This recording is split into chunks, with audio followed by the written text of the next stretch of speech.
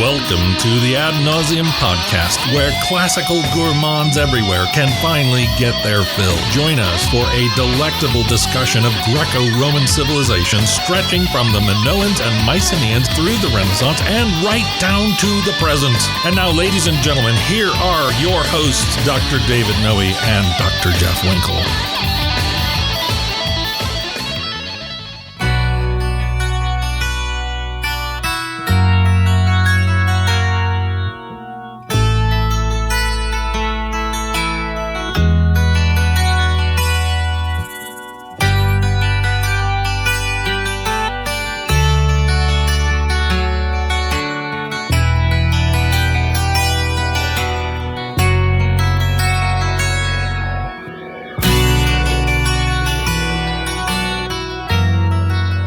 Welcome, listeners, to episode 97 of the Ad Nauseam podcast. Jeff, what was that? What was that? It was eerie. That was eerie. I recognized it, though. Yes. Did you recognize it? Some dance to remember, some dance to forget, Now I you're would onto say. it. Right, exactly. Those were the opening strains of... Oh, no, don't say it yet. Oh, can't say it? No, What? maybe the audience wants to stab it with their steely knives, but They just can't kill the beast? That's correct. Okay, exactly, right. Last thing I remember... Yes. You I were heading for the door. That's right. Trying to find the passage back to the place you were before? That's correct. Right. Relax, said the watchman. You can check out... Oh, no, I messed it up. We're eager... Program to receive. You can check out any time. The audience is not going to like this. Right. And I consider myself Johnny Pop. You do? Yeah, and yes. I hear him stumbling all over those lyrics. All over the lyrics. Yeah, exactly. Nobody knows what the warm smell of colitas are. Did you know that? Rising up through the air? That's right. Yeah. To this day, nobody knows what Don Henley was talking about. No, not even Don himself. No, but what are we talking about? Now you got me worried about Don Henley. He's going to come after me. It's likely. It's a childhood fear I've had since childhood. Don Henley versus Johnny Pop. But we're talking about the Underworld. That's right. We're talking about Aeneas' journey down into Hades. That's right. Into Dis, as the Romans called it. That's Yes. correct. Yep. And so Hotel California is meant to set the mood with some kind of eerie, mysterious, ethereal, what am I looking for? Ambiance? Ambiance, right. Can ambiance be ethereal? In that song, it certainly is. All right. And many people interpret that song to be kind of a metaphor for a hellscape, as it were, right? Pink champagne on ice? Right, exactly. All the allures of kind of material and physical temptation, but it's a trap. Yes, it reminds me of those terrible 7-Up commercials from the late 80s. Which ones were those? I don't know. Isn't it cool in pink? Oh, when they went with the cherry 7-Up? That's correct. Oh, I do remember those. Right, exactly. That was a kind of torture to watch those. Yeah, I hated sitting through those. Now I'm angry about that. Usually I'm the angry one. I know, what's happening here? We're both angry, but this is a podcast, so let's get down to business. Let's do because it. we are podcasting professionals. And as I say before every episode, I am so excited to do this.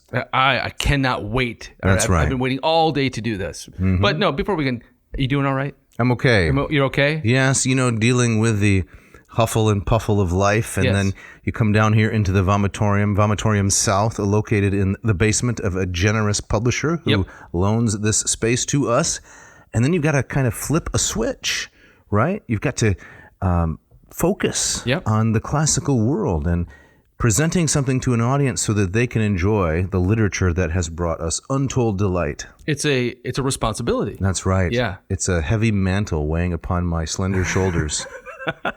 How are you feeling? I'm feeling good. I'm feeling similar. I feel the same way. You walk down the steps and you get in the seat. You put the headphones on, and it's go time. It's go time. Right, that's it. So let's step off the ledge and let's see All what right, happens. let's do it. Yep. So do we have a shout out this week? No, we don't have one. Right. We're out of shout outs. No. So again, listener, get those emails in. We want to hear from you. Is there anybody out there listening? I think there is. The numbers show that there are. Okay. But they're just too shy. Could it be your mom again downloading? It could be 40 to 50 times. Possibly. All right. But hey, do you got an opening quote for us? I do have an opening quote. And this comes from Mr. Brooks Otis. The legendary Brooks Otis. He's been our go-to man. This guy is on fire. From his work, Vergil, A Study in Civilized Poetry, published by the University of Oklahoma Press, dating back to the 1960s, if I'm not mistaken. Or as they say in Latin, ni fallor. Nice. Thank you.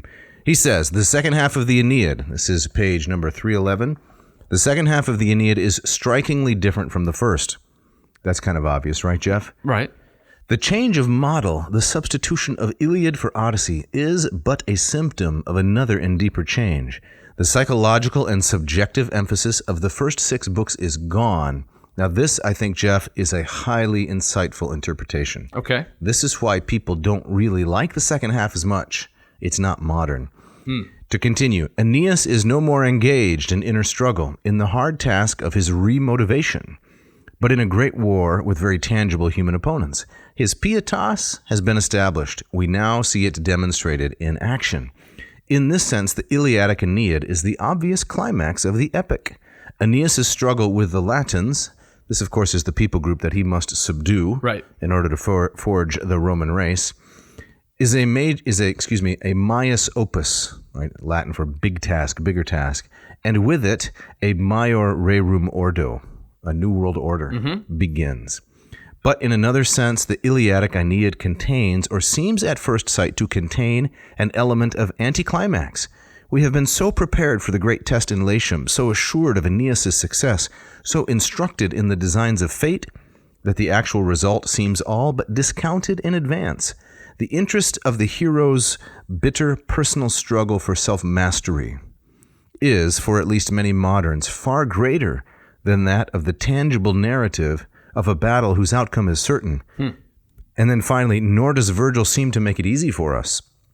He now presents Aeneas as a quite static figure, unchanging and foursquare in his pietas, while it is his opponents, Turnus above all, but also Lausus, Camilla, and even Mezentius, who struggle with pathetic heroism in a most unequal combat with fate. Nor does Vergil share with Homer any particular zest for battles or the incidents of battle. He does not, in fact, hide his aversion to war or his strong preference for peace. Very interesting. Yes. Yeah. That captures a lot, doesn't it? It does. I mean, it reminds me of, in terms of its similarities to the Iliad, is that many readers of the Iliad find Hector to be the more sympathetic, absolutely, the more three-dimensional character, and Achilles is kind of the two-dimensional monster, at least until the very end. Definitely. And so I think maybe we could see Aeneas kind of his staticness. Well, he's falling into that Achilles role. You're right. And we find Turnus, by default, a much more interesting character. That's right. I do wonder, though, if ancient audiences would have had the same sort of predilections that we do. In other words, would they have found Hector, the obvious loser, would they have found him as appealing as Achilles? Achilles is very off-putting because he's a killing machine. Right. So similarly, maybe it's the desire for psychological internal struggle, something cultivated in people by the reading of 19th century novels. Yeah. Right? If you're going to read Les Mis or anything by Dickens or novels like that, they're all about internal psychological struggle. Right. It's not really very ancient. Right. So maybe then, they like Hector for the same reason that they like Aeneas, a modern audience, because there's internal conflict. No, that's a really interesting point, right? So it's Otis is suggesting at some level that after book 6, it's not really all about Aeneas anymore. No. Right? He's fixed in some ways. That's right. And now it's the task at hand. Yes, his character is developed. And I think why I find this persuasive is because look at the different conflicts that he had in the first 6 books. Creusa, the conflict with his father, Anchises, or the development at least, Ascanius, his son, and then, of course, most of all, Dido. Yeah. Those things are all out of the way now. He's a complete person. Yeah, right. So, Otis, is he suggesting implicitly that an ancient audience wouldn't have found the second half to be anticlimactic? Or he's saying that part of the problem with the second half is that it's finishing up a foregone conclusion, right? I think that's part of it. I think he's also saying that it's a modern audience that finds it largely anticlimactic. Right. But he also suggests, and I want to pursue this quite a bit as we seek to interpret and understand this fascinating book in the epic as a whole, that Vergil himself is quite ambivalent to war, and in fact he has an aversion to it. Right. And so he doesn't take delight in the battle sequences like Homer obviously does. He does, certainly in the language that he uses. I mean, I think you could certainly make a case that the Iliad, on the whole, is not pro-war. No, it's not a celebration of war. I think he's interested in answering the question: is if this is what you do, how do you do it heroically? How do you do it to maintain your time and your arete? Of course, right. And so I think Homer's interested not in a celebration of war as war. Right. Where Otis is suggesting that Vergil has an aversion to the whole thing. Exactly. Okay. He's a Pacific poet. Yes. If I could just read a little bit more from 314. Please. Very short. The Roman, though he may lack the arts of Greek culture, has one great art that is his very own, that of ruling the peoples in one empire and of imposing on them the habit of peace by conquering the haughty and sparing the humble. So this anticipates lines 847 and following in this very book, when Anchises, here in Book 6, Anchises is talking to his son Aeneas, and he says, these will be your arts. The Greeks will surpass in marble and sculpture. We'll talk about this again in science and mathematics. But it's your job to parcere subiectis et debellare superbos. Spare the downtrodden and crush, grind to a pulp the haughty. Well, it reminds me of Julius Caesar's the notion of clementia, right? Exactly. Right. You offer an olive branch to those who will bend the knee. That's right. Yeah. And everybody else gets the too bad. Yeah, too bad. The boot. Mm-hmm. So Otis says this ideal, to connect this to Homer, is thoroughly un-Homeric, and on the whole, it's un-Greek. It is certainly true for Homer that the chief virtue, you mentioned arete, Jeff, the chief virtue, the arete of the hero, is shown in his aristei, his great feats on the battlefield. The question of the justification of war, the opportunity for the aristeia, is not raised except in the most particular and superficial sense. So according to Otis, that's the distinction between the Homeric world and the world that Vergil is building. Okay. The Homeric world doesn't try to justify war. It's just a reality. Right. It's there. You can't escape it. Right. And that's why often I think that, like, certainly to modern audiences, but even maybe from an ancient point of view, the impetus for the Trojan War, the abduction of Helen, right? It's really what brings everybody to war is the complaint of one man. Right, Menelaus has lost it, but everything the war kind of follows, and so you take a step back. That justification for this massive war, it's absurd, extremely slender. Absurd, right? Absurd's a better word, right? And in the Aeneid, of course, the purpose of this war is to lay the foundations for the greatness to come. Exactly, right? The Pax Augusta in particular. It has a telos that's way more weighty than one guy getting his wife back. That's right. Yeah, as Aristotle says, the purpose of a war is peace. Yes, and so Vergil, writing 800 years after Homer, in this respect, has a very different view of how these things should play out. That's really interesting. In all my readings of the Aeneid, I've never thought about it along these particular lines, right? I often see the similarities in the battle scenes to the later books in the Iliad, but I've never thought about what is Vergil, how is he depicting war? How is he showing kind of a queasiness about all of this? Right. Very well said. When we get to the end of the whole epic, whenever that is, we're going to look at a number of different interpretations, something I've used in my mythology classes whenever we wind up the Aeneid. C.M. Bough has a nice interpretation of this. C.S. Lewis, in his preface to Paradise Lost, talks about Vergil's view of war and of human destiny. So we're going to revisit and touch on these themes once again. Excellent. Yeah. But if I could mention just one more notion here from Ovid, which is a nice contrast, because I really like to bring Ovid into this conversation whenever I can, because he's so entertaining. Of course. I think it's in the Battle of the Lapiths and the Centaurs, in, of course, the Metamorphoses. Whenever he describes battle, he quickly lapses into parody. He turns it into the absurd. And there's one really memorable phrase or incident, where I think one of the centaurs whacks one of the lapis in the nose, and his brains come out through his nose like cottage cheese. See, that's the epic simile, right? Yeah. And I think Ovid's doing a third thing there, right? Homer takes war as the steady state of existence. It's just there, and you got to be great at it if you have the capacity. Right. Thersites doesn't, Achilles does. Yeah. Right? For Vergil, it's, can't we get rid of war? We have to find a rational moral justification for its existence. Yeah. And for Ovid, what is that? Yeah. So Ovid is Quentin Tarantino. Exactly. So his violence is so over the top as to be cartoonish. Exactly. Right? And that's its own kind of... It's Tom and Jerry. Yeah, Tom and Jerry, exactly right, which is its own kind of like... I just... so I'm teaching a film class right now. We just watched Tarantino's first film, Reservoir Dogs, which is... Do you want to ask if I've seen it? Have you seen it? Of course not. Okay, right. Well, it's full of the usual Tarantino things, lots of profanity and lots of violence, right? And I've seen the film a few times, and what I walked away from that is that, one of the questions I asked the class, what's the purpose of the violence? That's a good question. What's the message here, right? What do they say? And, well, they were kind of all over the map, but it really struck me as just how nihilistic it was, right? That Tarantino is trying to say, by having the violence be so over the top, he's trying to in some way say, look how meaningless all of this is. It's really bleak. How meaningless the violence is, or how meaningless his story, or everything? How the violence purports, the characters in the film purport to use violence to get to particular ends. But those ends are so devoid of meaning that the violence just makes the nihilism extra spicy nihilism. Okay. Right.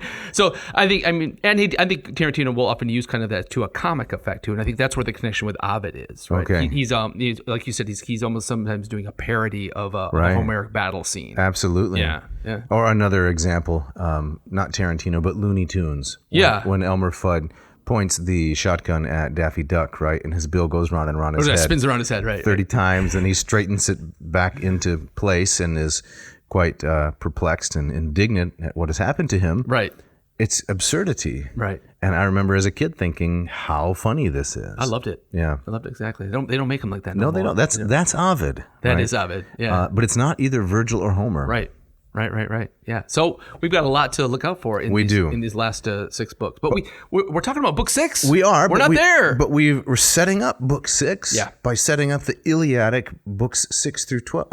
Books 6 through 12? Yes. 7 through 12. 7 through 12. Yeah, we got to finish 6 here, but 6 gets us ready for the Iliadic 7 through 12. Yep. Which is where we're headed next. That's right.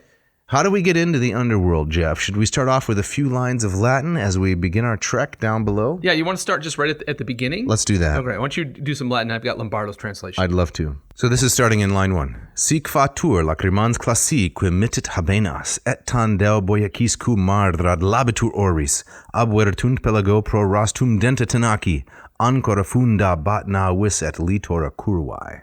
Very nicely done. Thank you, Jeff. Right, so just to put a geographical context here. So they're sailing from Sicily, not that far. They make their way. This is their first landing on the boot of Italy. That's right. They're going to go northeast. Yes. Remember when were you in Capri with me? I don't believe I was. I've been to Capri, but not with you. I was in Capri with Dr. Bratt. Okay. And I remember looking out from Capri to try to spot Sicily with my eyes, having never been there. Yes. It's way too far. Couldn't see it. But I just knew in my imagination there it was. Sicily loomed large on the horizon. This is where they would have gone, right? Right up past Capri and landed where? Or not past Capri. Cumaean is south of here, is that right? It's a little bit. It's south of Naples, south of the Bay of Naples. But it's in that general area. Okay. Yeah.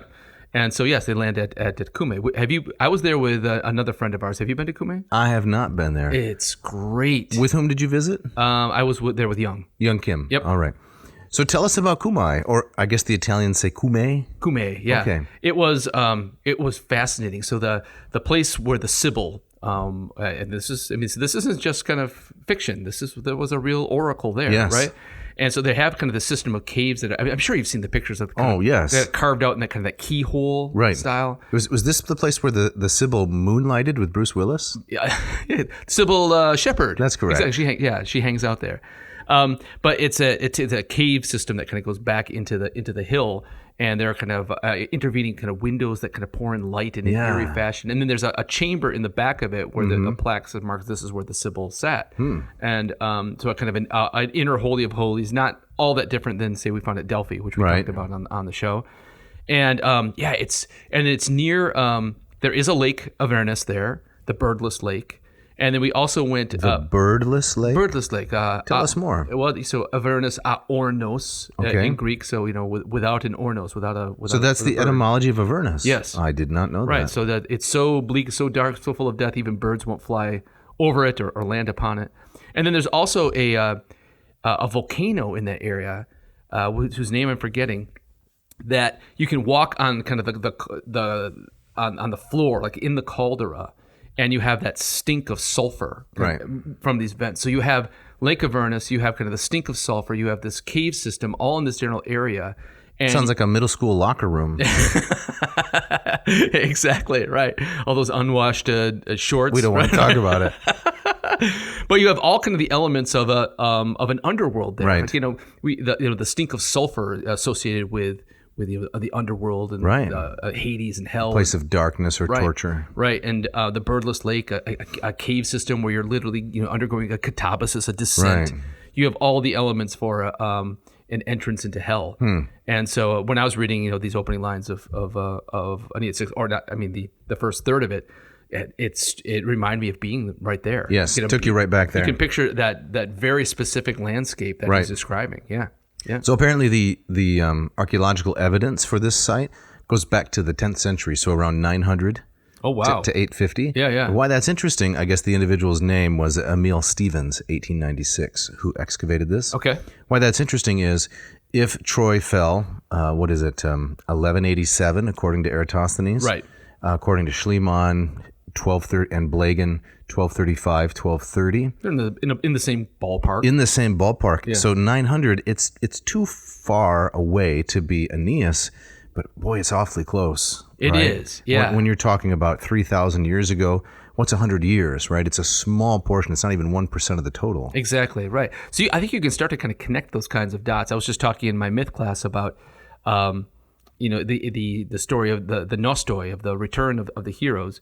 For the vast majority of the Greek kings coming home, it ends badly. Correct. Or they're lost or killed, and how that seems to coincide with a decline of the mainland, right? And so, can that be a coincidence? No, right? no. And so, while you can never kind of get to the hardcore truth of whatever the Trojan War was, or whatever the leaving Troy and landing at Italy was, you can connect these dots, Right. Unless we get more information from somewhere. Yeah. Which is always possible, but as time goes on, it seems less likely. Less likely, Because evidence gets lost.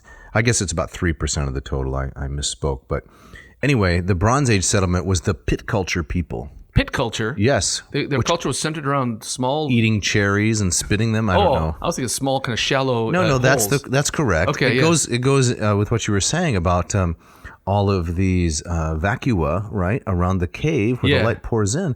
But the Greek settlement, 8th century. 8th century. Yeah, so around the time of the settlement of Rome itself, the legendary, 753. Same time as Homer and Hesiod too. That's correct. Yeah. So the Greeks landed there, and that's where the West Greek alphabet came, which eventually became the Roman alphabet. Right. So Cumae, I haven't been there. You've been there. We got to go there together. That'd be great fun. Be excellent. Yeah. And why and how is the Sybil there? Well, I mean, I always took it to be that the Sybil, she's a I'm going to use the word, she's a liminal figure. She stands and she sits, very near or at the entrance to the underworld. She's kind of a guardian figure. So she kind of straddles those two worlds. Right. So inspired by the gods below, and she speaks to the people above. I mean, Right. That's always. Did you understand kind of her position there in a different way? What? No, it's just she was a spurned lover of Apollo, right? She spurned Apollo's advances. Yeah, right, the Sibylline oracle. We'd have to cover that with Ovid at some point. Yeah. But I think we should come up with some kind of a game. A game? Every time you say liminal, Mark gives away a ratio 8. I don't think Mark's going to want to hear that. You don't think Mark's going to go for that? Mark's going to go broke. It might bridle your liminality temporarily. That's what this is for? That's what this is you're about, telling me baby. To rein it in. Rein it in. All right. So what does Lombardo say about those first lines? Yeah, so he translates thusly, and I'll take it a little bit further than the Latin you read. Aeneas wept as he spoke, and let the fleet glide along until it reached Cumae. Keels backed into the long arc of Euboean beach, prows seaward as the anchors bit into the sea's shelving floor. Crews flashed ashore onto the banks of Italy. Some kindled fire from veins of flint, some foraged timber from the wilderness, others located streams. But Aeneas, on a mission of his own, sought the high holy places of Apollo, and the Sibyl's deeps, the immense caverns where the prophetic god from Delos breathes into her mind and soul and opens the future. Aeneas and his men were soon within, the groves of Trivia and under the golden eaves.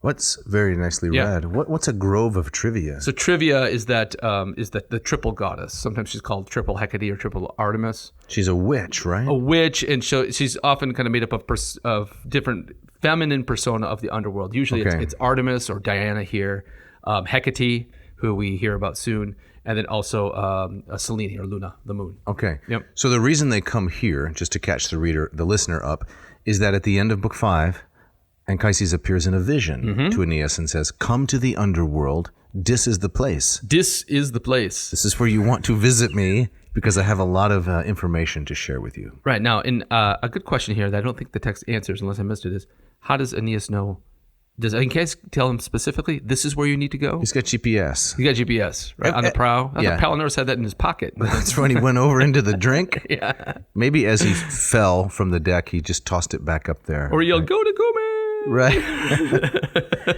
I think probably what's happening is everybody knows there is an oracle of Apollo at Cumae. Okay. That's where the Sybil is.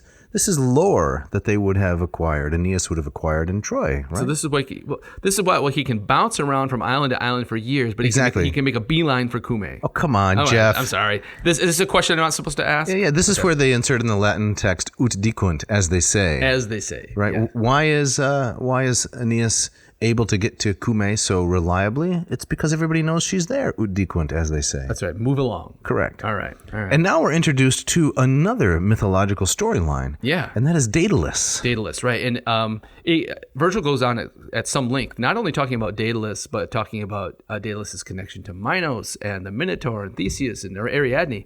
It's a long digression, and that's always a signal that, okay, there's much more than just Vergil taking a break and inserting another story. This means something. Okay. I'm not sure what it means. You're not sure what it means. No, but this is heavy. So Aeneas finds there that this is the place where Daedalus dedicated his wings after Icarus crashes.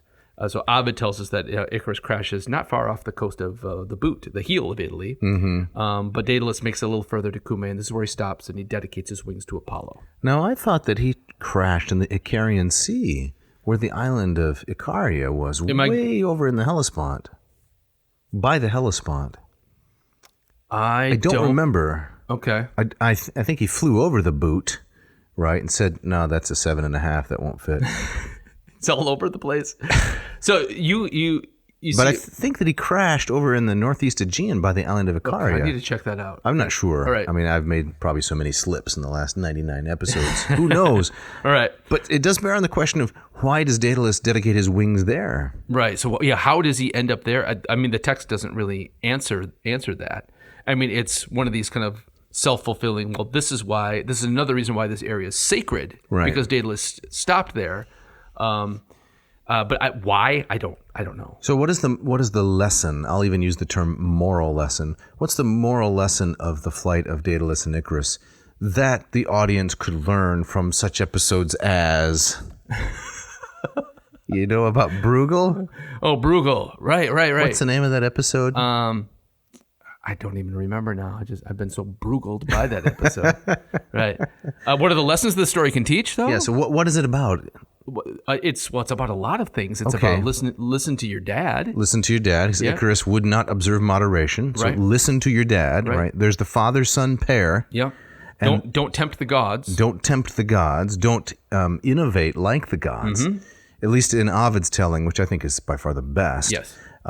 Daedalus says, I'm going to try to be like the gods and I'm going to fly. Mm-hmm. Right. And so the flight of Icarus and Daedalus in Bruegel's telling, you know, the guy points up and says, they must be gods. Right. Following Ovid. So don't do that. Another one would be, I guess, that if you choose freedom over security, which is what Daedalus does, mm-hmm. right? I have to leave the prison of Crete, but both myself and my son may die in the process. Mm-hmm. If you do that, you have to bear the consequence. Right. And I think there's a kind of implicit Greek lesson that any kind of heroic act is by default hubris. Like whether you like it or not, right?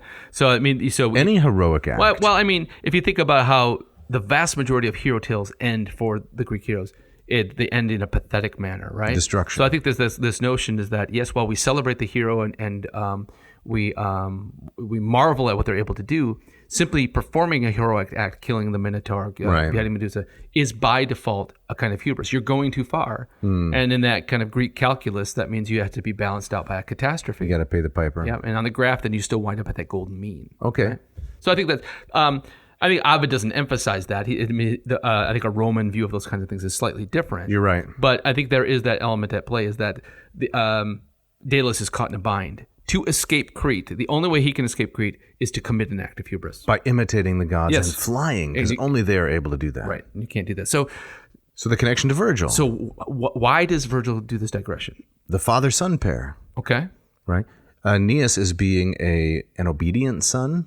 He is being a son who heeds Anchises' commands for moderation. He's going to seek his father's advice. This is quintessentially Roman, right? The most important relationship in Roman culture is that between father and son. Yep. Absolutely important. Unlike Daedalus and Icarus, the father dies, the son lives on. Anchises the son dies, the father lives on, Daedalus, with grief and sorrow. Anchises dies, Aeneas lives on, obedient to his father's wishes.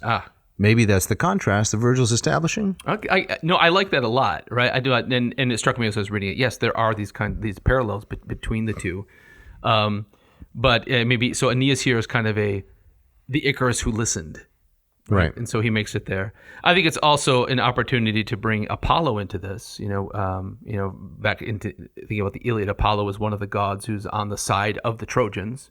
Right, Vergil even mentions that Apollo was the god who guided the arrow of Paris into the heel of Achilles. Right, and so he's a natural kind of like guardian waiting for them there.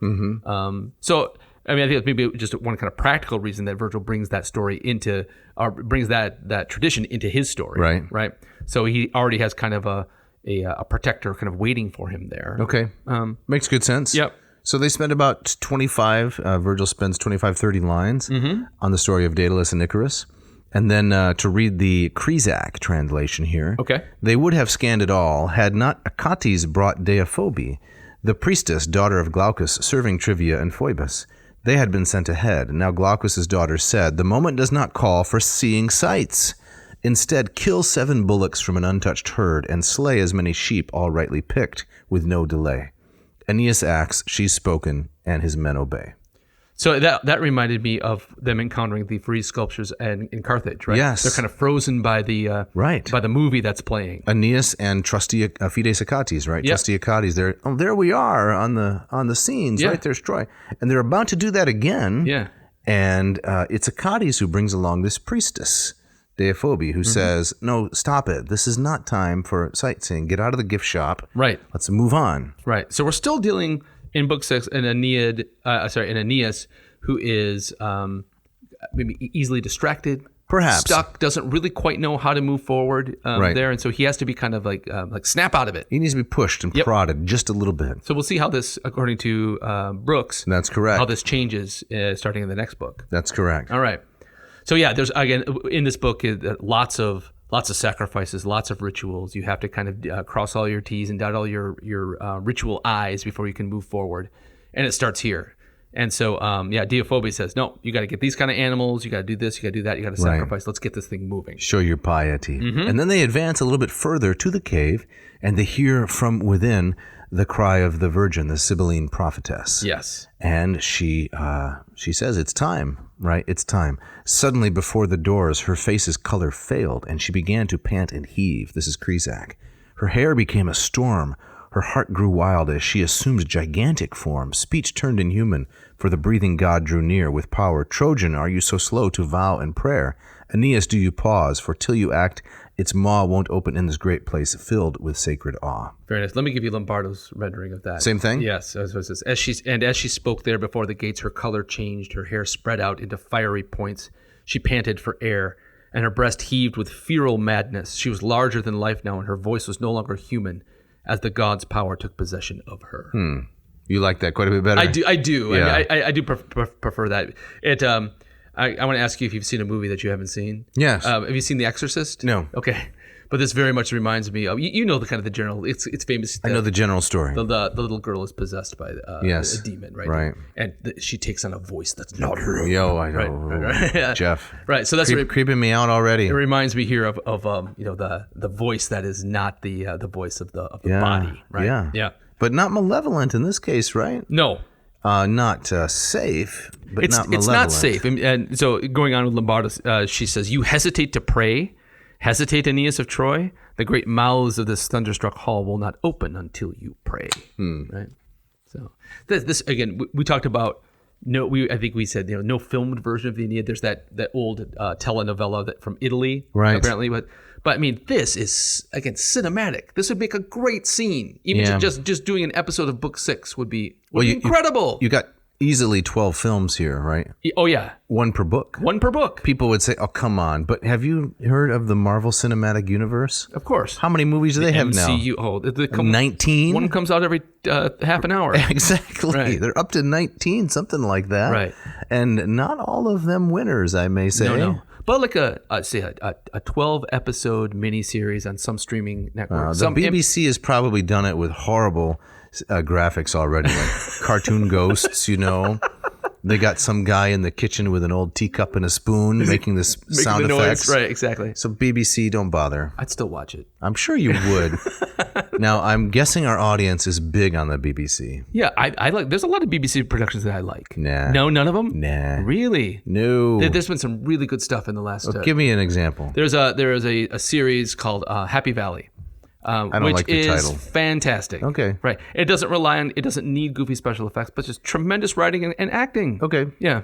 I believe that Yes Minister and Yes Prime Minister Okay. were BBC productions, and those are great. Right. Okay. Best television ever. Again, your example goes back like decades. In 1982, I think, during Thatcher. What's wrong with that? No, nothing wrong with that. It's just interesting that there is a line at which your knowledge of pop culture clearly stops. Yeah, it's about 1991. And that's when you decide nothing. I'm not interested in anything else. Okay. You know that when it comes to music. Right, I know that. Right? Very much. Nirvana, of course. We don't have to go into that. Right. Yep. Speaking of Nirvana, Yes. it's time for the ads.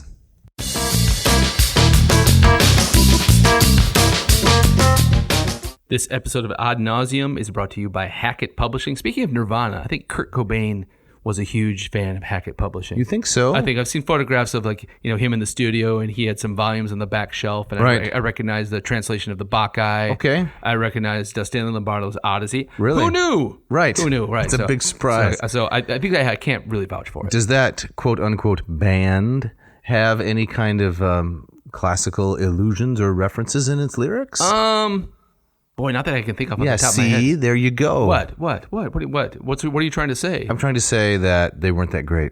Oh, I gotcha. Because they don't have any classical allusions. Gotcha, right. They don't have the Led Zeppelin 14-minute song on Achilles, right? Right, exactly, which I could do without. Okay. But that's beside the point. We're talking about Hackett Publishing. Right. They've been around for 50 years. Actually, this year is their anniversary year. The Golden Jubilee. Yep. I love their stuff. You love their stuff. I just read from Lombardo's translation of the Odyssey in my myth class this morning. Mm-hmm. Students love it. Now, do they have just one translator per great work, or how do they do that? No. What I love about that company is that they'll have many translators for the same work, so you get this grand variety. So even in these episodes we've been doing, we have the Kresak translation of the Aeneid, we have Lombardo's translation. For Ovid, we have Lombardo, and we have the Ambrose. Right. So it's the audience on the show can get a sense of the different flavors, the different styles of translation. I love that Hackett says, "Yeah, bring it all in." Okay. And we'll give it back to you. Yep. And it's not all classics. No. So I'm looking at the website right now. Yep. And I see 2 new volumes, 7 Myths of Military History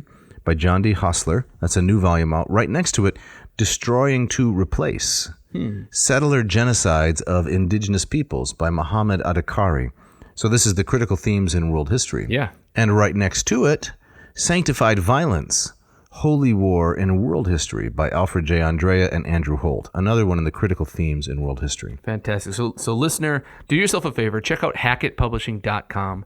Scroll through their massive library of available volumes and find the text that you want. Click on them, and in the coupon code box, you will type in AN2022. And that will get you, Dave, what does that get them? Well, it gets you 20% off, and you have to pay 3 times as much for shipping. No. Is that right? No, it's free shipping. Oh, free shipping. Right. Sorry. So that's a deal that you can't find at that other kind of watery themed place where lots of people like to buy their things. Right? Yes, 20% off and free shipping. And I'd like to also mention that if you're interested in studying Latin, for example, with my LLPSI course, latinperdiem.com/LLPSI, where I take you ab initio from the ground up in learning Latin so that you can learn to read and scan aloud poetry like Jeff and I do on this program. Hackett is the one who sells all those wonderful books. Right. The Orberg Lingua Latina per se Illustrata, the Familia Romana, Roma Iterna, and all the aids and so forth. Hackett is the one who purveys these. Yes. You go there, you pick up the book, put it in your cart, you mosey over to Latin Per Diem, you think about signing up for my course, and then you do it. You see the It's a tie-in. The cross-pollination, Yeah, you like absolutely, that? yeah. You won't regret it. Check it out. This episode is also brought to you by Ratio Coffee. Mark Helweg and his crack team in Portland, Oregon has figured out how to allow you to have great coffee every morning. Jeff, how is it done? You can. If there's two machines, okay, that you can get. You're saying you need two machines to make a great cup of coffee. No, you need one of the two, right? The ratio 6, the ratio 8. It's very simple. You pour in the water. You put in your carafe. You use the metal cone, right? And you fill it with your favorite grounds, or the paper cone, Yep, right. Either will work. Hit that button, and then it's really complicated. There, the scorch pad goes on. There's another kind of attachment. No, wait. It's simple. It's simple, Jeff. Right? There's three stages. What are those stages again? Those three stages are the groom, the stew, and the steady. No, you're close. It's the bloom. The bloom. Followed by the brew. Okay. And then it's the rock steady. Ready. It's yes. ready. Yes. Right. So I'm reading the Ratio Coffee journal. Yeah. It's an online blog, which they have on the internet now. And it says, begin the brewing cycle by touching the start button. Yeah. That's it. You're done. Right. You can preheat the carafe with hot water from your sink, a kettle, or by running a brew cycle of any size without coffee. You ever run a brew cycle? I haven't.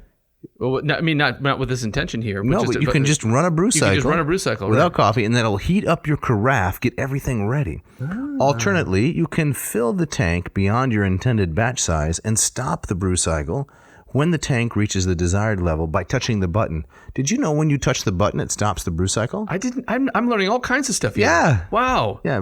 Touch the button, start. Touch the button, stop. Man. Pretty simple, huh? It is pretty simple. Did you have any coffee this morning? I did. I fired up my ratio 8 this morning. Made, again, as it always does, a consistent, perfect cup of coffee. For you and Mrs. Winkle. Exactly right. Okay. Yeah. I brought it to her. She was still kind of arousing in bed. And that is so sweet and kind of you. She always, that's the best way to wake up. Right. Yep. It's the best part of waking up. Wait, no, let's not get in. That's like a phrase from some other like Insta coffee, yeah, right? I think it's Dolgers or something like that. That's right. Haxwell Mouse. So if our listeners want to get one of these machines, the 6 or the 8, what should they do? They should go to ratiocoffee.com. They should take a look at all of the wonderful machines. The 6 comes in 3 different styles. It is the stainless steel, the white, and the matte black.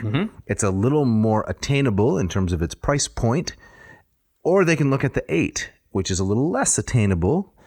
It's going to take up some prime real estate on your countertop, and it's going to be a gorgeous work of art. Yes. At which all of your friends and acquaintances will gawk. That's right, exactly. So select one, put it into your shopping cart, and at checkout, please enter this coupon code if you want 2 things: great coffee and to support this humble podcast. Jeff, what's the coupon code? ANCO. ANCO. V4. Ad nauseum. Coffee, and then Victor 4. Victor 4, and that will get you at 15% off. 15% off. You will not regret it. No, you will not.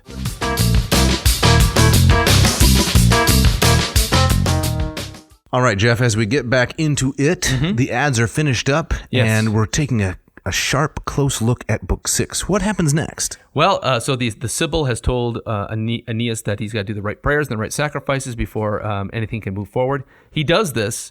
And that's where the Sybil kind of shrieks forth her prophecy. And one of the things I found really interesting about this is that while the Delphic oracle figures in many Greek stories, right, and very often in the mythology, the Delphic oracle is very riddling, right? It gives you kind of a tease that you have to figure out. That's correct. Right? Something that's puzzling and ambiguous. This Sybil is much more Roman. Okay. It's kind of practical and straightforward. It's like the instruction manual for a new piece of furniture. Yes, exactly right. It's like insert tab A into slot B. Yeah, exactly right. Twist 4 times. Right. So the Delphic oracle is more like instructions from IKEA. I knew you were going right there. No words and just kind of lots of arrows and lots of spinning. That's correct. Allen wrenches. Right. But this one comes in 8 different languages. Yes. This is, and it's very straightforward. You ever try to read those? The other languages? Yeah, no. Like the German instructions for putting together, a piece of furniture or something. I'm usually so angry and frustrated by step 3 that the last thing I want to do is read German. Right. So the first instruction usually is throw this book of instructions away. Number 2, have your wife retrieve it from the trash can. Right. Because you're going to need it. Right. Yeah. And step 3, take a Valium. Right. So I just want to kind of run down kind of what I take to be kind of the main points of the oracle, and it's quite specific.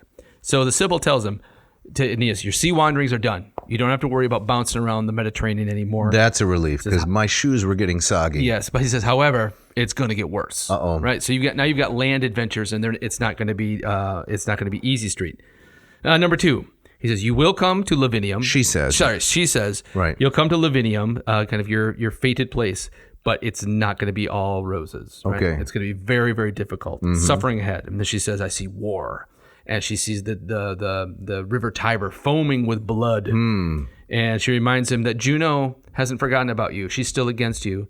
And not only that, there's going to be another Achilles. There's kind of waiting for you. Achilles altar. Right. So who is this going to turn out to be? Turnus, yeah. Yes, right. Who is a fascinating character. A fascinating character, one for whom it's not difficult to have a lot of compassion, a lot of sympathy. Yeah, he gets cheated out of a lot of things. Shafted. Yep. And number 5. The Sybil says, a foreign bride, once again, just like with Helen, is the cause of a lot of these problems. So basically, you're going to be living in a rerun, Aeneas, right? The next 6 books right. are going to be a kind of a Troy redux. A redux, right? But I guess also a chance at a do-over, right? Okay. And then number 6, she ends on kind of a happier note. Okay. She says, even so, despite all of this, there's salvation waiting for you. And wait for it. She says, this is salvation is going to come from a Greek city. The last place a Trojan might look for. Yeah, buck up, little camper. Yeah, she says something like that. I think that's a literal translation, right? Okay. Little camper, right? Yeah. Can you pull that out? What would little camper be? How would you do camper in Latin? Well, I have this. Yeah. A common way to say Boy Scout is puer explorator. But in order to get little camper, I would say something like rusticulus. So a rusticus is some guy that lives in the country, a bumpkin. Yeah. And then we would want to make that diminutive, rusticulus maybe. Yeah. A little camper. I don't know. I like that. I don't know if that word rusticulus is attested, so I'd be more safe and say parvulus rusticus. Rusticus. Yeah, little camper. And I then like that. In the vocative, you don't get me started down this line. Parvula rustica. There you go. Right. Little camper. It reminds me of Gaffigan has a whole bit on camping. I bet he does. And he talks about the pain of going camping. He sees somebody pulling their RV with their RV. Right. He goes, oh, that's what I forgot, my house. That would have made this comfortable. Right. Oftentimes when people ask me, do you like camping? I say, well, for me, camping is Holiday Inn Express. Yes, I got you. I'm with you there. Anything below that is not camping, it's torture. All right. So, but yeah, interesting detail at the end. So Greek city. Salvation comes from the Greek city. Which is a twist. A Trojan is not expecting that. No, it's a tease though too, right? It's the way that Vergil keeps us interested until that reveal comes later on. Right. That's right. Exactly. And we're still waiting for them to eat their tables, right? Yes, the prophecy. That grenade hasn't exploded yet. No, either. it hasn't. Right. Flatitza. So I think that's another place I think where Vergil is much better at Homer, kind of giving these teasers, right, and keeping the audience thinking, okay, when is that going to happen? On right, the edge of their seats. Homer doesn't really do that. No. Right. So Aeneas tells the Sybil that he wants to enter into the underworld because he wants to see his father. Correct. Just like his father told him that he had to do in the previous book. And so the Sybil says, well, you can do that. He says, actually, getting down into the underworld is quite easy. Mm-hmm. It's a ramp. Yeah, day and night the door lies open. Something like dies et noctes janua patet, I think is pretty close. 24 hours. The underworld is like 7-Eleven. Yep. Right. You get in there easily, but sometimes it's not easy to get out. Exactly. So the escalator going down is always operating. Correct. Smooth, right? But getting out is not easy. So here comes the... There's that yellow tape in front of it, right? And some guy with a tool belt peering underneath those... how would we describe them? They're not really stairs, but they have that terrible, painful grid on them. Yes. Yeah, He's trying to get it running so you can get back out. It's not going to happen. It's not going to happen. It's always going to be broken down. Right. Plus, if I may, plus your cart loaded with luggage, will not fit in the elevator. Never. So there's nothing you can do. You're stuck there. Yep. Exactly right. And so this is the Hotel California, right? That's right. That's like you can check out anytime you want. You just can never leave. You can never leave. Right. What time is checkout? It's anytime. Anytime. But you're stuck. You're stuck. Yep. So the Sybil goes further and says, okay, this is what you need to do if you really want to do this. You need to get to the entrance. You have to go through this dark wooded grove. Mm-hmm. And what you're looking for is a sacred tree in which glitters a golden bough. And that's kind of your ticket. Right? So you need to go clamber up and grab that. And this bough is sacred to Persephone. Yes, to Persephone. Proserpina. Right? Proserpina, as the Romans would call it. Persephone. Yep. Maybe we should read a little bit of the Latin there about the golden bough, and then a little bit of the actual translation from Lombardo. Let's do it. Okay, so we're starting in here at line 142. Hoc sibi pulchras umferri proserpina munas, instituit prima vulso non deficit alter, audres et simili frondescit virga metallo, ergalte vestig acolis et rita repertum, carpet menu nam quip sevolanes facilisque sequetur. Very nice. Thank you, Jeff. You know, you don't have to do that each time. I do. I'm always impressed. After I scolded you last time. Did you scold me? No, it wasn't scolding. I had hurt feelings and indignation. Really? You know, I'm a sensitive guy. Oh, that's right. When I didn't say it. Yes, that's exactly yes. Right. Well, I'm always trying to keep you happy. I Dave. appreciate it. All right. So now, before I give Lombardo's translation, I think in many ways this is the key passage, or it's Of the book or of the epic? In some ways both. Certainly the book. Really? Right. But this is kind of part one of a kind of a two-part key scene. All right. So here's the translation. So fair Proserpina decrees it be brought to her as a gift, talking about the golden bough. Mm-hmm. When one bough is torn away, another grows in its place and leaps out in gold. So it's kind of like it's like you pull the tab to kind of like I'm next in line at the butcher. That's correct. The next one comes keeps out, coming. just keeps coming back. Right. I was thinking about the heads, of the Hydra. Oh, right. You chop one off and nine grow back. There you go. Search it out with your deepest gaze, and when you find it, pluck it with your hand. It will come off easily of itself if the fates call you. Otherwise, you will not wrench it off by force or cut it with steel. So this is like Thor's hammer. If it belongs to you, you haven't been watching your MCU. I've been. Don't you have an extra 10 hours a day? I don't. So only he can pick up the hammer, right? That's correct. Right. Or maybe 5 or 6 other characters that they decide to let pick up the hammer to make it more interesting. Right, or to get to the end of the scene. Correct. Right. But this golden bough is like that. If it wants to go with the plucker, it will let itself be plucked. Yes. Now, why do I think this is so key? Yeah, I was just going to ask. Is because we'll watch what happens when Aeneas actually finds the bough, and what happens when he breaks it off. Right. So, and I would for years I thought this was like my hot take. I thought this is so key. Okay, this is one of those things where you rushed to the door of your grad school advisor and banged on it and said, Hellreka, I've got it. Yes. No one has ever noticed exactly this. Right before I said, oh my gosh, and this is huge. Right. And then of course you do a quick like JSTOR search, and you Right. find like 40 other people have been talking about this. Right. And some German dissertation of 500 pages from 1827 right, has already covered it. Yeah, thanks a lot, Helmut. Right. Helmut Nettleship, maybe. Exactly.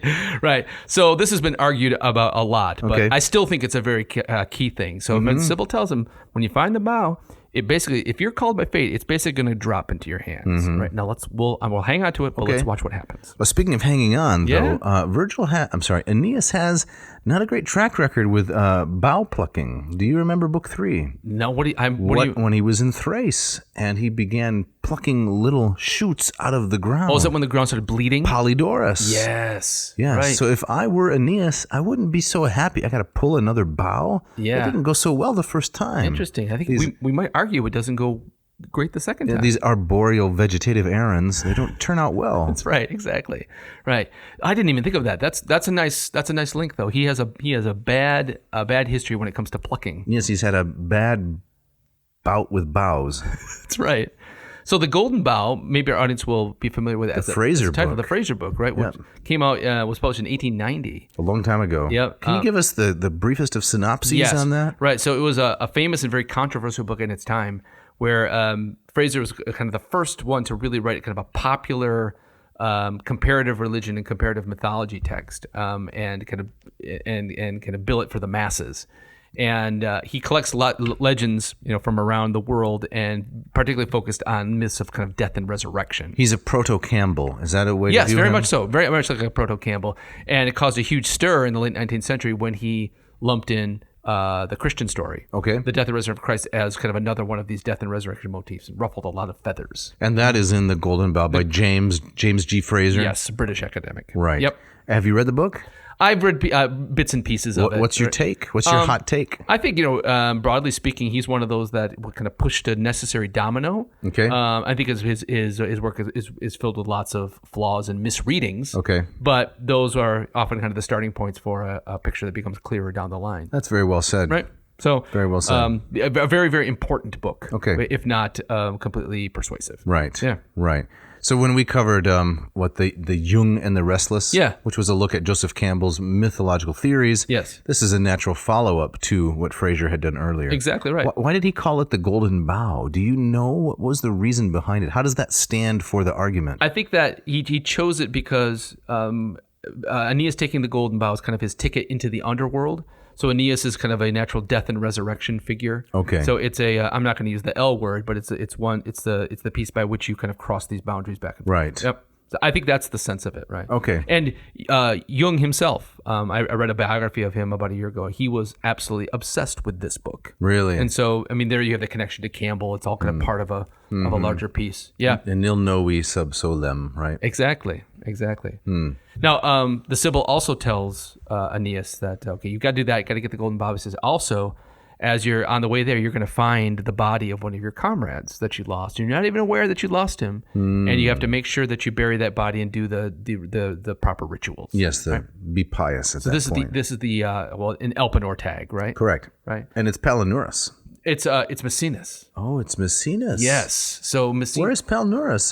Is the landscape of the underworld littered with dead bodies? I think that I don't know, but I think that would have been a better plot move. You're gonna armchair poet again on Vergil? Maybe just a little bit, because it's odd what he finds out. So Maecenas is Aeneas' trumpeter. Yes. Right? Every good king leader needs a trumpeter. Right. Right. Do you have one? You keep on retainer? If I could afford a trumpeter to keep on retainer. My middle son just took up the trumpet, and that's great. It's brutal. No. Oh, he's swatting all over the house. Oh, it's terrible. You know what they say about the violin? What? You shouldn't be allowed to play it until you're expert.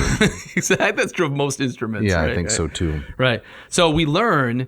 Although I think Vergil adds a kind of like an ut dicunt, right? Kind of almost like shedding some doubt on the story. Right. But apparently Maecenas had blown a conch shell. Oh, you never want to do that. What did he get? A kind of sepsis from that? Was it contaminated? No, an infection. He riled up Triton. Oh, like, Mr. Conch Shell himself. Right. Isn't it pronounced conch? Conch? You keep saying conch. Isn't that conch? It's not conch. Okay. It's conch. All right, it's conch. That sounds weird to me. People don't eat conch fritters. Right. So it's conch. I'm gonna dilate on this a bit, because this is as bad as macabre. I remember just reading A Lord of the Flies in high school, and yes, and I think it's like to speak you What's have to hold guy's the name? conch. Piggy, yes, and Ralph and Jack. Right, they grabbed the conch shell. The conch. All right, I'll say conch from here on. Now it sounds extra weird to me. Okay. All right. So he blows a blast on the conch, and that gets the attention of Triton. Right. Who is he's the conch master. He's the conch master. Right. And he Vergil suggests that Triton takes it as a challenge. Okay. Right. So they have a conch off? They do have a conch. Actually, they don't have a conch off. He nips it in the bud and just simply drowns Maecenas. Like, how dare you conch in my presence? They don't have any kind of a competition. No, there's no conching around. Yeah. I'm pretty sure Konkoff won the World Chess Championship in 1964. Vladimir Konkoff? Vladimir Konkoff. Oh, the guy was unstoppable. He's never been heard of since, right? It felt a little stitched on. Okay. Right? I think it would have been better if it was Palinurus' body who washes up on the shore, right? You just don't like variety and I love variety, but it has to fit. This felt forced. Like it's almost like Vergil said, Cape Misenum is nearby. I've got to work this in. Right? Well, let's talk about that for a moment. Okay. Right? Misenum was the town that was it was the southern port for the entire Roman Navy. Yeah. Right there in the Bay of Naples. Right? That's right. I think it was Misenum to which Pliny the Elder sailed, isn't it? He sailed from that to Pompeii. To rescue people. It's the vantage point where Pliny the Younger saw the whole thing happen. Correct. Yes. So that's an important town. We need to have something significant as to why it's named that. It's just it just feels like he threw it in. I think that if Vergil had the time to do a little bit of touch up, this is one place where he might have smoothed that out. Or he said, Palinurus would work much better here. Well, maybe you're right. So be it. And I don't like Triton because he's the Roman Aquaman. Yeah. And I don't like Aquaman. He is the son, is he not, of Neptune and, Yes. and Amphitrio? Yes, exactly Yes. right. And you don't like him? Well, I mean, he's a pretty boy fountain decoration. Right. He blows his conch. Isn't he in the Piazza Navona? The Bernini sculpture in the Piazza Navona? Is that Triton? I think it is. If not there is a Triton fountain where the water's spraying up from. That's right. Out of his conch. You don't care for him. No, I don't care for him. He's just kind of, he can blow that thing, and then all the fish come to his side. But it's like Aquaman. Where do you go from there? Right. How are you going to fight crime? See, but that's that's lodged now in your subconscious. You won't be able to forget it. Oh man, can we move on from this? All right. Okay, so he receives the news, Aeneas does, from the Sybil, and he's not very happy about it. No, right? he's not very happy about Aeneas maisto de fixus lumina vultu, right? With downcast eyes, he stood there. He's sad, right? Oh, he's mopey again. He's mopey. This is not new. He's nothing but mopey. Boy, you really don't like this epic, do you? Well, I'm eager because of the Otis quote that I'm ready to Aeneas to leave some of that behind. Okay, That's it. and to grow up a little bit. Grow up a little bit. Yep, Okay. exactly. So he goes into the woods, right? He encounters Maecenas. Finds the body on the shore before they enter the grove. All right. Yep. And what does he do with the body? Well, they do a huge, long, elaborate funeral rite. Vergil loves these kinds of scenes. And I think he's emphasizing that Aeneas is the proper ancestor because he does all of these things correctly. That's right. He keeps the pax deorum. Yeah. And who is the correspondent in Virgil's own time? Who took on the mantle of Pontifex Maximus when he had already become princeps, right? Augustus. Yeah. Right. So it's I think it's lots of tips of the cap towards Augustus. To Augustus's great pietas. Right. But to Virgil's credit, without becoming just a sycophant. Right. Right. I think he tempers that. Otherwise, I think this would be a much lesser poem. Okay. Right. So there's a little praise for the guy. Okay. Now, so he enters into the woods now. This is where it gets really kind of cool. Right. So he's looking for the golden bough, and he notices that there's a huge flock of doves flying above him, and he immediately makes the connection. The dove is one of the symbols of Venus. That's right. And Venus. They pull her chariot. Yes, there you go. Right. Which seems very... Isn't that incredible? It is incredible. I like that. The Greeks were so imaginative. Right. How could doves pull a chariot? Right. I don't think doves could pull a bicycle. No, exactly. But the gods play by their own rules. That's right. These are not the questions you ask. Right. So he sees a flock of doves flying, and he follows them, and they alight upon this tree, basically saying, "Hey, climb here, pluck here." And he sees the glittering bough in the trees. He smells the sulfurous stink of Avernus nearby, so he's kind of... That's awful. It is awful. Did you climb any trees as a child? Oh, I love climbing trees. I did too. I probably shouldn't do it because I'm an old man. Yes, you are. But but I loved climbing trees. Yeah, so it was a lot of fun. And there were particular trees, particular boughs and crotches of trees that had a kind of memory attached to them, right? As a child, you'd return to it repeatedly, and you knew the contours of the knots and the branches and so forth. And you carve your name into it. Yes, you did some of that. This is my tree. Right, and you were, a strong young kid. You fall out, no big deal. Pick yourself right back up again like Daffy Duck and continue on. Continue on, right. Yeah, so Aeneas is he's going to become, he has to clamber up a tree here. And then here's this is the key thing. This is the key word. We're ready. Do you want to have a pregnant pause while we wait for it?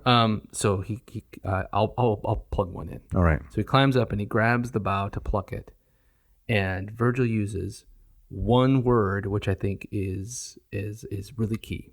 He says that when he plucks the bough cunctantem, it resists, and so it's against, of course, what the Sybil said. The Sybil said, basically, if fate is on your side, it's going to fall into your hands. Right. He gets the bough, but it resists. And so... Or hesitates. It hesitates. It delays just a little bit. Just a little bit. And so, as I told you, like in my Google, my JSTOR search, many scholars have puzzled over this, what exactly this means. Some have said, this is something that if Vergil went back, he'd say, oh, no, I didn't mean that. I'll change that. I don't think so. I think it's key. I think we were just talking about that. The poem is in praise of Augustus. It's in praise of Rome, but of the Pax Augusta. Of the Pax Augusta. But it's also it's very honest about the violence and the bloodshed, the awfulness that's necessary to establish this. And so I think the cunctantem is saying that Vergil is called by fate. However, there's a downside. There's a downside. So we're going to fight about this when we get to the end of the epic, because I've thought about this a lot, and although I may be wrong, I'm often wrong, but never lacking in confidence. So I'm pretty sure that that is too modern an interpretation.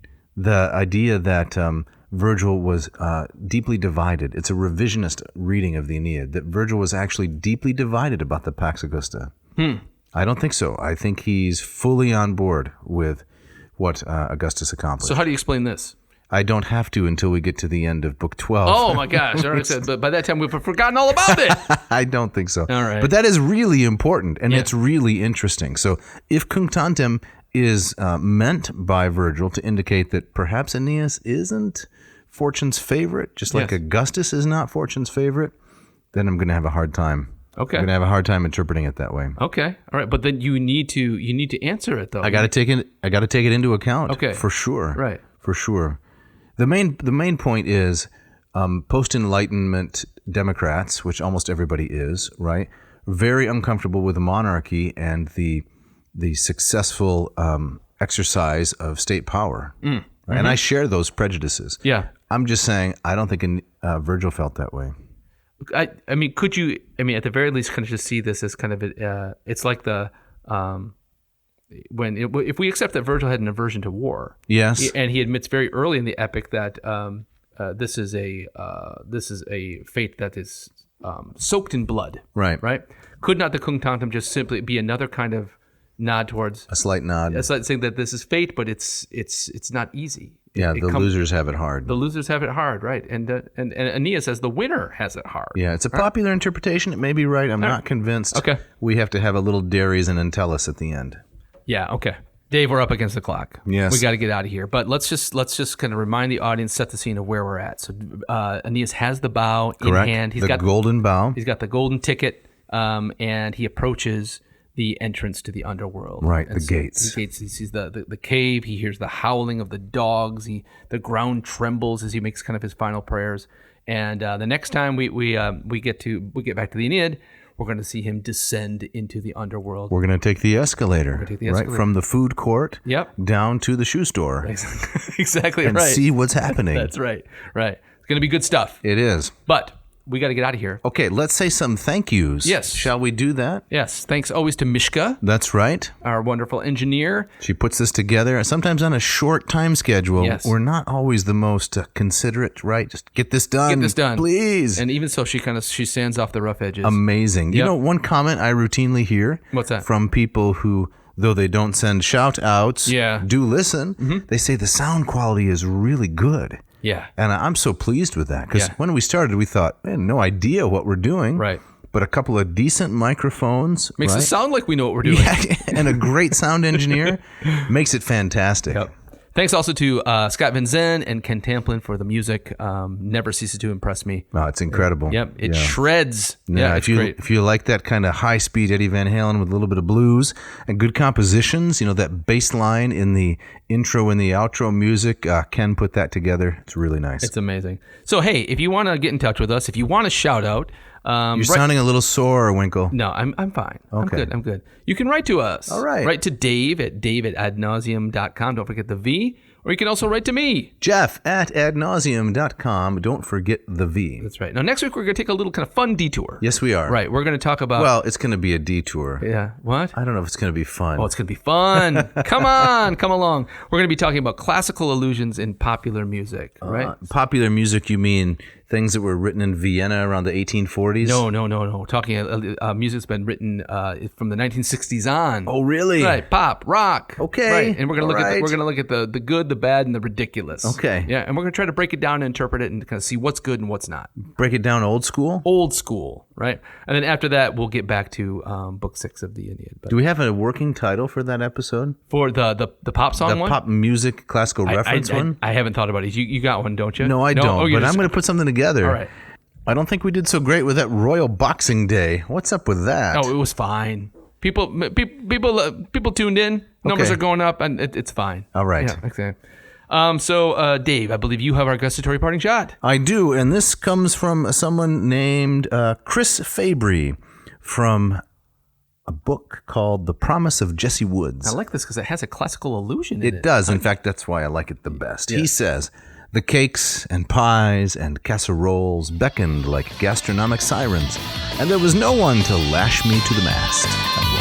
Thanks for listening. Thank you.